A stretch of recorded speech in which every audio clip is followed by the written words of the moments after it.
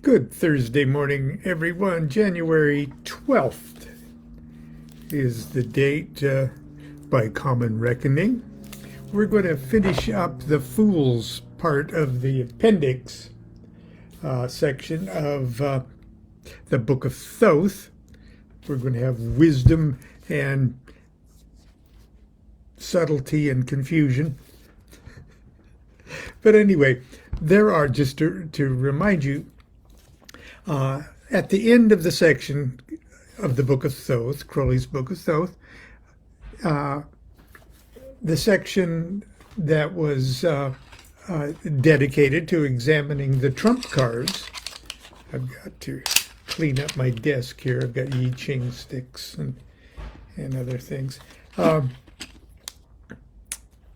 He has an appendix right in the middle of the book. I mean, the book's only gone that far, and there's a appendix. And it's an appendix that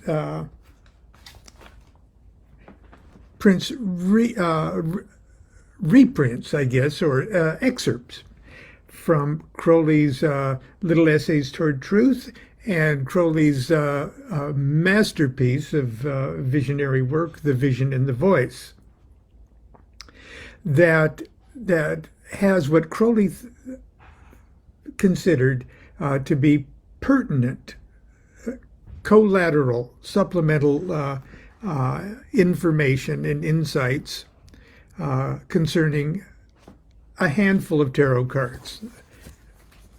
Trumps: the Fool, the Magus, the Wheel of Fortune, the Art card or the Temperance card, and the Virgin Universe.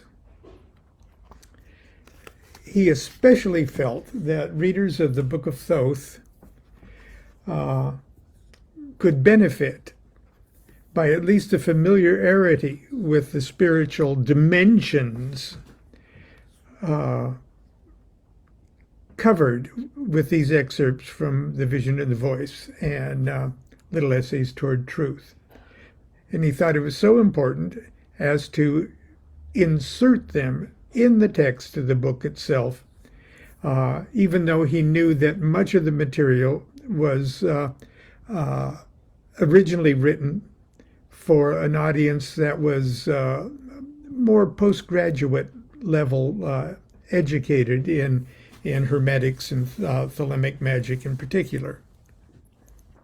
And so now we're on the last few little excerpts that Crowley was writing about the Fool card. And he wrote more about the Fool, or included more excerpts concerning the Fool than all the other cards combined. And so I think we've been on three episodes so far on what he was including concerning the Fool. And we're going to finish the Fool up today and move on to the Magus tomorrow. But anyway, the Fool being the most inscrutable and arguably the most important and universally awesome, spiritually awesome of all the tarot cards and all the trumps, it makes sense that he would spend a lot of time. And over the last couple days, we were reading from his excerpts from his letters, his epistle to Frater Akkad, and that's published as Liber Aleph, the Book of Wisdom and Folly. Now that's a conversation that takes place on an insanely high level of spiritual initiation. The Magus talking to the newly abyss-crossed master of the temple. And so it might not be immediately understandable to everybody, but it's important stuff, and it's an awesome document, and I'm happy to say it's still in print somewhere. But anyway, in this conversation between it's not a conversation. It's a lecture that the Magus Crowley is giving to the master of the temple, Frater Akkad. Crowley is mentioning that he was inspired to actually kind of crystallize these heavenly, these etherical thoughts, crystallize them in word form in order to write Liber Aleph. And his meditative technique for doing it, he comes out and says in plainest language, he was inspired to take what he called the grass of the Arabians, or the grass of the Arabs, which is hashish. And any of us out there who have had experience or who have taken hash or smoked it or ingested it with the purpose of entering into a meditative state will sort of understand what Crowley is saying in these over the last couple of days of his readings and what he'll continue with today. Because it's this idea of actually being able to get the fact that every thought that could be thought is only true in so much as it contains its own opposite. This is kind of across the abyss talking where all opposites are reconciled. Okay, truth is only discovered when there is no such thing as an is or an other, or an is and an opposite. And you start uniting these opposites. And a perfect uniting of the opposite creates, as it were, an explosion of transcendent bliss.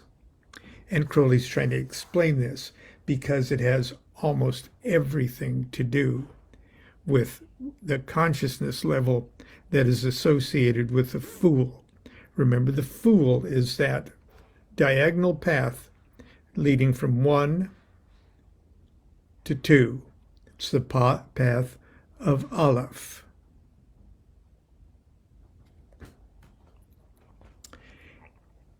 And another ways of looking at thing, Aleph is that first extension from the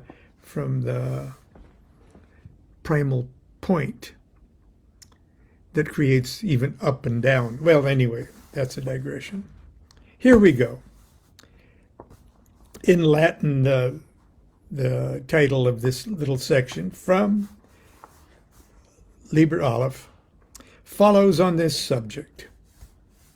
I believe generally, on ground both of theory and experience, as so little as I have, that a man must first be initiate. Now, it doesn't say an initiate. It doesn't say must first be initiated.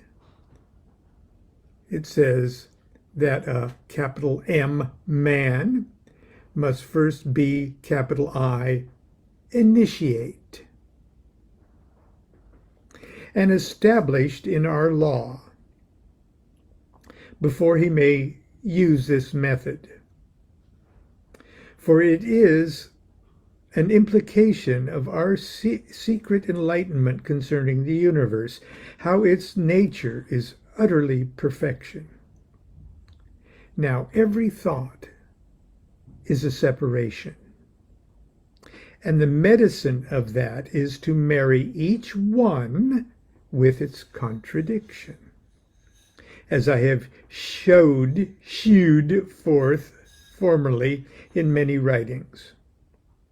And thou shalt clap one to the other with vehemence of spirits, swiftly as light itself, that the ecstasy be spontaneous.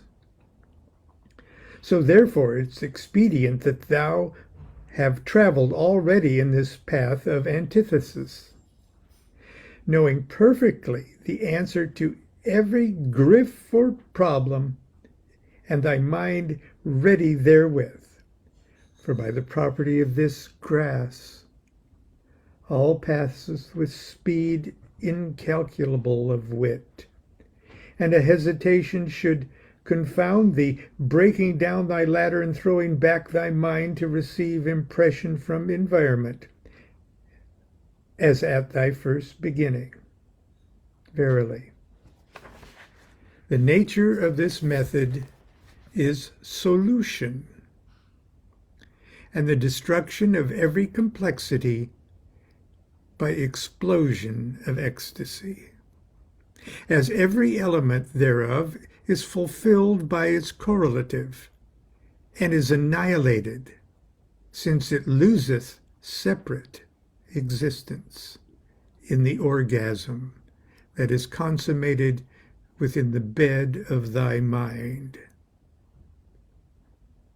Wow.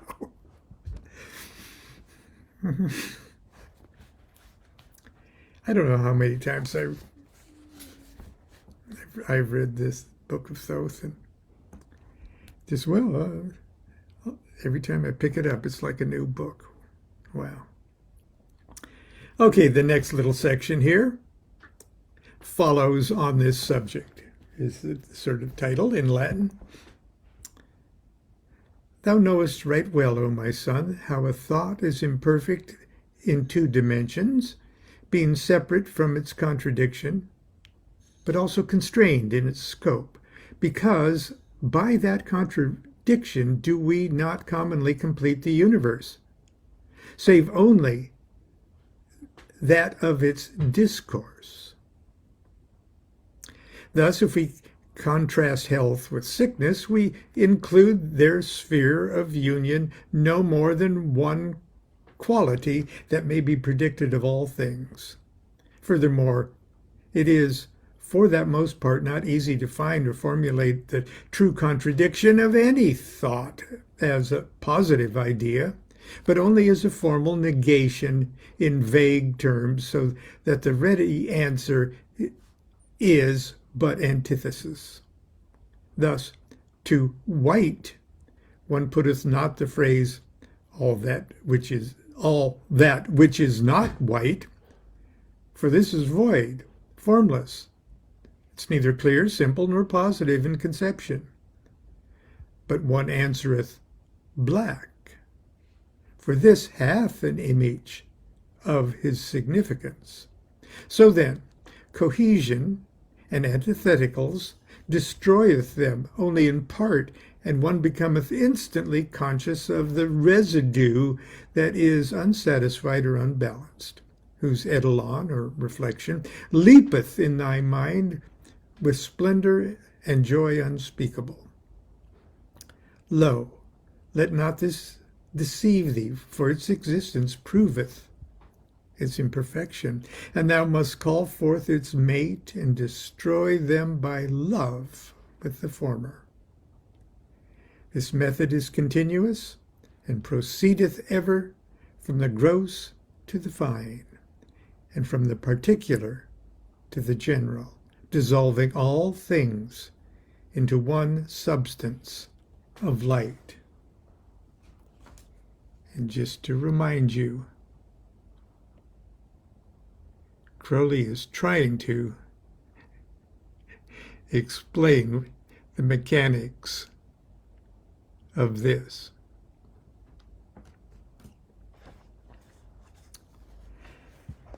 Conclusion of this holy way.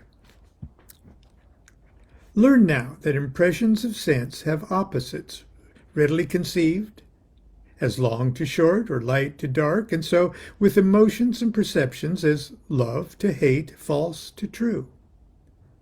But the more violent the antagonism, the more it is bound in illusion, determined by relation. Thus the word long hath no meaning save it be referred to as standard. But love is not thus obscure, because hate is its twin. partaking bountifully of a common nature therewith. Now, hear this. It was given unto me in my visions of the aethers, when I was in the wilderness of Sahara by Tolga, upon the brink of the great eastern Erg, that is above the abyss,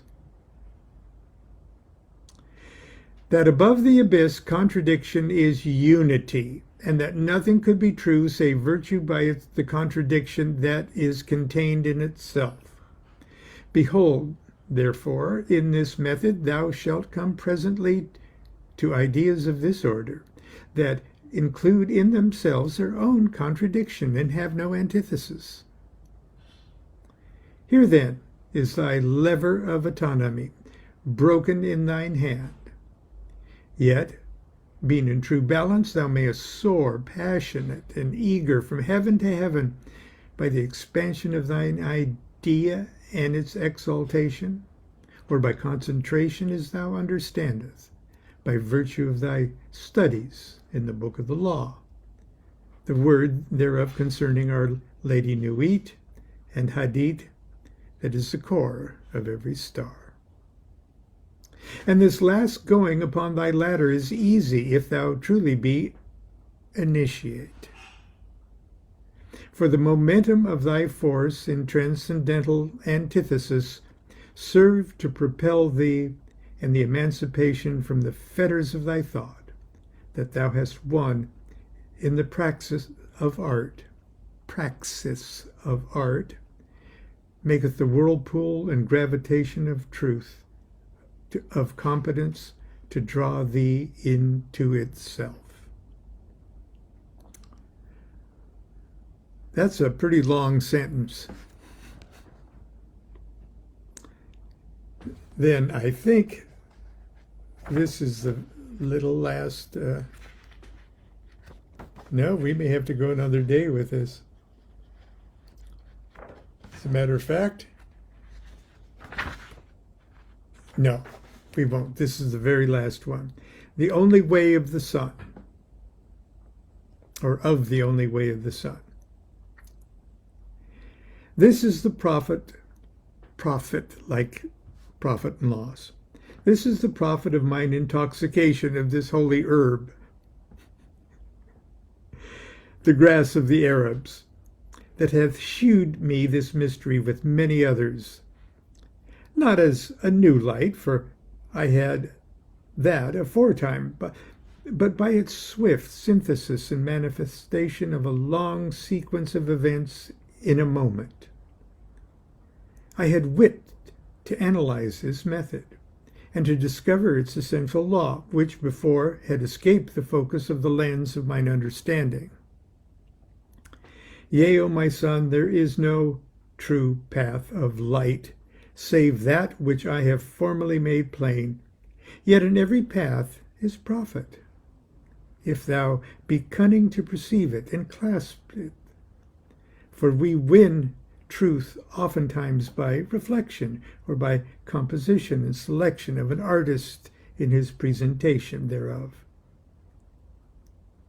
When else were we blind, when else we were blind thereunto, lacking his mode of light? Yet were that art of none avail, unless we had already the root of that truth in our nature, and a bud ready to flower at the summoning of the sun. In witness, nor a boy nor a stone hath knowledge of the sections of a cone, and their properties. But thou mayest teach to these boys by right presentation, because he hath in his nature those laws of mind that are consonant with our art mathematical, and hath need only of fledgling, I must say this, so that he apply them constantly to the work, when all being in truth, that is, in the necessary relations that rule our illusion, he cometh to the course of apprehension.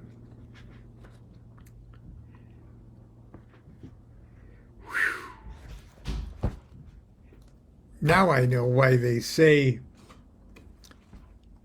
the name of God is ineffable, because it takes a lot of hash to start talking about it. Anyway, tomorrow we will talk about the next card.